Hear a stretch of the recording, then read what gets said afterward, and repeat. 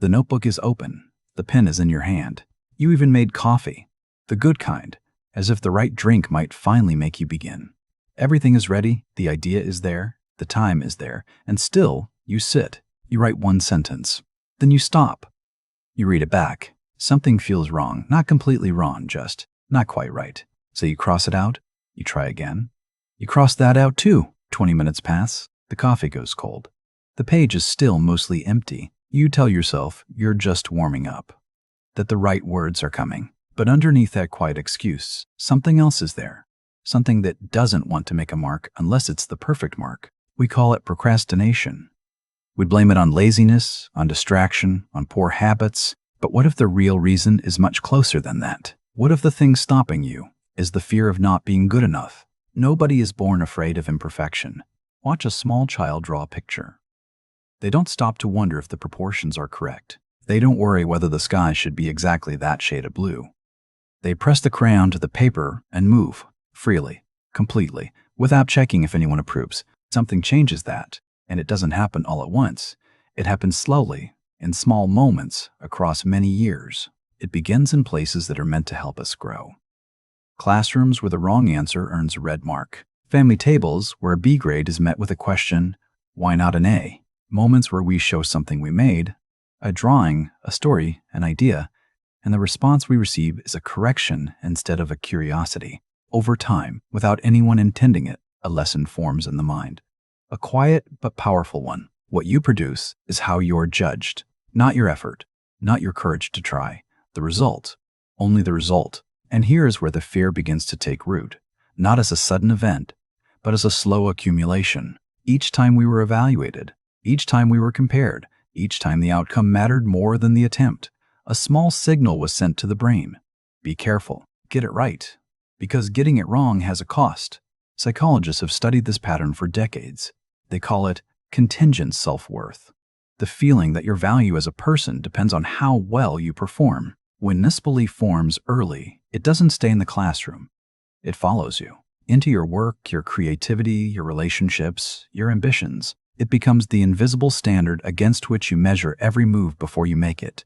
Think of a student who stops participating in class, not because they don't know the material, but because they aren't certain enough. They would rather say nothing than say something imperfect. On the surface, it looks like shyness, but underneath, it is self-protection. They have learned, without being directly taught, that a wrong answer reflects on them, not just on what they know, but on who they are. That is the origin. Not laziness, not weakness, a learned belief, formed in real moments by real people who often meant well. And this is what makes it so difficult to undo, because unlike a bad habit we chose, this one was quietly installed. It came from the same places that taught us how to read, how to behave, how to belong. It was woven into the very fabric of how we learn to see ourselves. So when the adult sits at the desk, notebook open, pen in hand, and finds they cannot begin, they are not being dramatic. They are responding to something real, something that has been with them for a very long time. They are not afraid of the work. They are afraid of what the work might reveal about them. A belief, once formed, does not stay still. It moves. It organizes. It quietly becomes a system. This is what happens to the fear of imperfection over time. It doesn't remain a feeling attached to specific moments, a red mark on a paper, a disappointed look across the dinner table. It grows into something larger, something structural, a way of approaching everything that requires effort, risk, or exposure. And at the center of that system is a simple but powerful equation. If I try and fail, that failure means something about me. But if I never try, I never have to find out. This is where procrastination enters, not as a character flaw, but as a logical response to an impossible pressure. The mind, trying to protect itself, discovers that delay is a form of safety. As long as the work is not finished, it cannot be judged. As long as the email is not sent, it cannot be rejected. As long as the first sentence is not written, the whole piece cannot be called a failure. Delay becomes a shelter. Researchers have found that procrastination is far more connected to emotion regulation than to time management. People don't delay because they can't organize their schedule. They delay because starting the task activates a feeling they are trying to avoid: anxiety, self-doubt, the quiet dread of being found lacking. Postponing the task postpones that feeling, and in the short term it works. The anxiety fades. The afternoon feels easier. The brain registers relief, and relief to the brain is a reward. So the system learns, avoid the discomfort, feel better. And it repeats again and again until delay is no longer a choice, it is a reflex. Consider someone preparing for a job interview. They know they should practice. They sit down to prepare, and almost immediately a heaviness arrives. What if I stumble over my words? What if I sound less impressive than I appear on paper? The discomfort is immediate and real. So they close the document. They tell themselves they'll prepare better tomorrow when they feel more ready. Tomorrow comes. The same feeling returns. The cycle holds. What makes this system so difficult to break is that it never truly feels like fear. It disguises itself. It arrives as distraction, a sudden interest in cleaning the desk, checking messages, making another cup of something warm. It arrives as reason. The timing isn't right. I need more information. I'll do better work when I'm more focused. It puts on the costume of practicality, and we believe it, because it sounds so much more acceptable than the truth. The truth, underneath all of it, is this. We have built a system designed to keep us safe from judgment. And that system is so well constructed, so quietly efficient, that we rarely see it for what it is. We think we are managing our time. We are actually managing our fear. Here's what nobody tells you about procrastination. It doesn't feel like laziness from the inside. It doesn't feel like giving up or not caring or choosing comfort over effort. From the inside, it feels like weight, a slow accumulating heaviness that grows with every day the thing remains undone. And this is the cruelest part of the cycle, because the very system that was built to protect you from discomfort ends up producing a deeper discomfort of its own. The task you haven't started sits at the edge of your awareness. Not loudly. It doesn't shout. It simply stays. In the background of a meal, at the corner of a conversation, in the quiet moment just before sleep. It becomes a kind of low noise that never fully disappears. And every time you don't begin, the noise grows slightly louder. The task becomes larger in your mind than it ever was in reality, because your imagination, left alone with it long enough, turns it into something enormous. What began as a fear of producing something imperfect has now become a fear of the task itself. The person sitting across from that unfinished work is no longer simply afraid of a bad result. They are now carrying guilt for the time already lost. They are carrying shame for the version of themselves that still hasn't begun. And layered on top of everything is a new pressure. The work now needs to be even better because so much time has passed. It must justify the wait. It must be worth the delay. And so the standard rises, and the fear rises with it, and beginning becomes even harder than it was before. Think of someone who has been meaning to send an important message for 2 weeks. 1 week in, it wasn't just about writing the message anymore.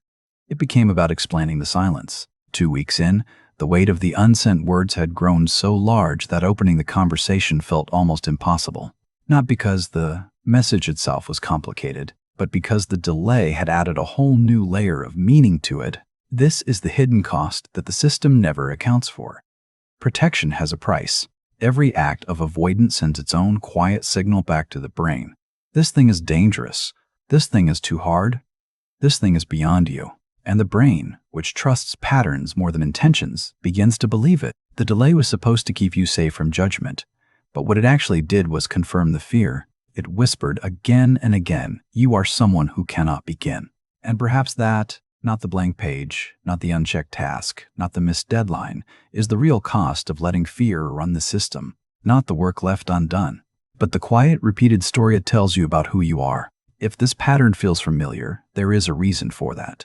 You are not alone in it, not even close. Studies suggest that roughly 1 in 5 adults considers themselves a chronic procrastinator, meaning the delay is not occasional, not situational, but a consistent, repeated pattern across many areas of life. And that number only reflects the people who recognize it in themselves. Many more live inside the cycle without ever naming it, simply assuming they are not disciplined enough, not motivated enough, not the kind of person who gets things done. But look more carefully at the world around them, and something becomes clear. This pattern is not a personal failure. It is, in many ways, a completely reasonable response to a culture that has quietly made perfectionism feel like a virtue.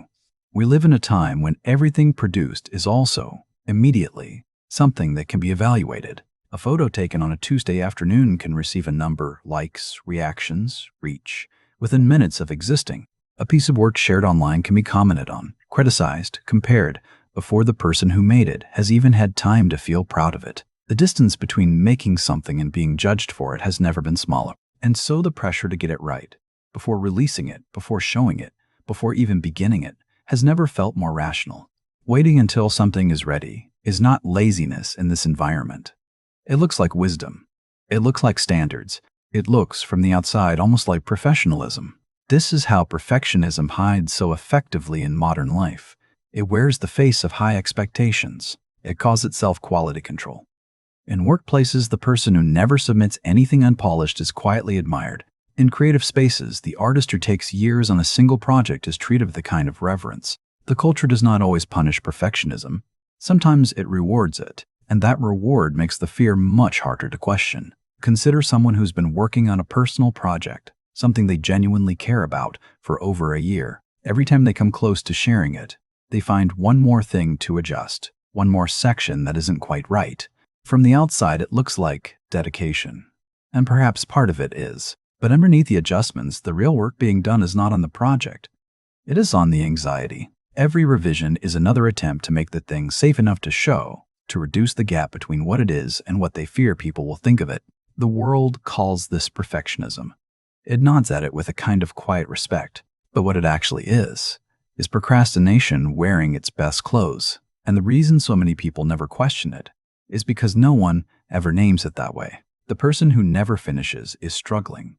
But the person who finishes slowly, who revises endlessly, who releases rarely, they are simply seen as someone who cares deeply about their work. Sometimes that is true, and sometimes caring deeply has become the most elegant excuse not to let go. So, what do we do with all of this? Not as a productivity problem, not as a schedule to fix or a habit to break, but as something deeper, a way of seeing ourselves that has quietly shaped the way we move through the world.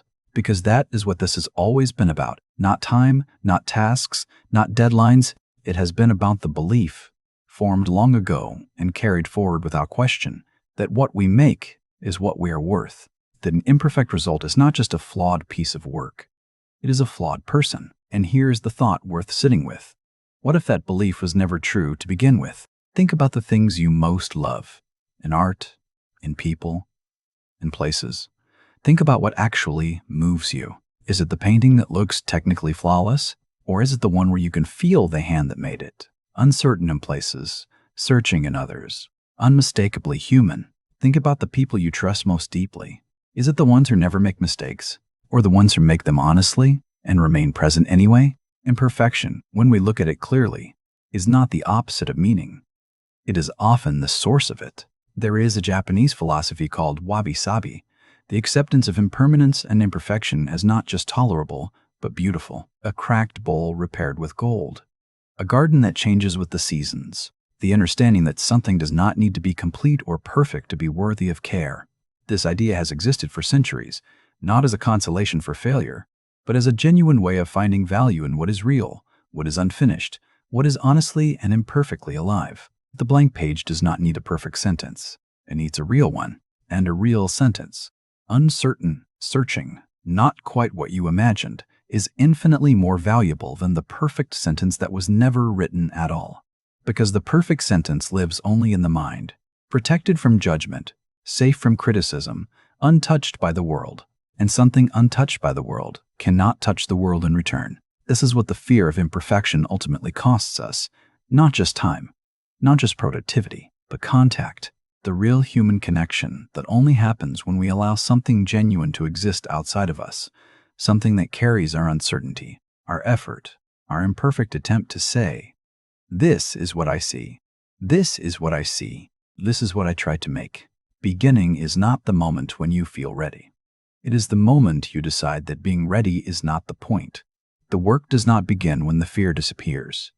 The fear, in some form, may always be there, but the work can begin anyway, quietly, imperfectly, one uncertain sentence at a time, not because you have overcome the fear, but because you have chosen, gently, not to let it be the last word. You are not your worst draft. You are not the version of yourself that hesitated. You are, and have always been, something that exists before the judgment, before the grade, before the comment, before the comparison, something that made marks on paper as a child without asking for permission, something that wanted to make things, simply because making things felt like being alive. That part of you has not gone anywhere. It has just been waiting patiently for you to begin. Until next time, my friends, sleep well and stay curious.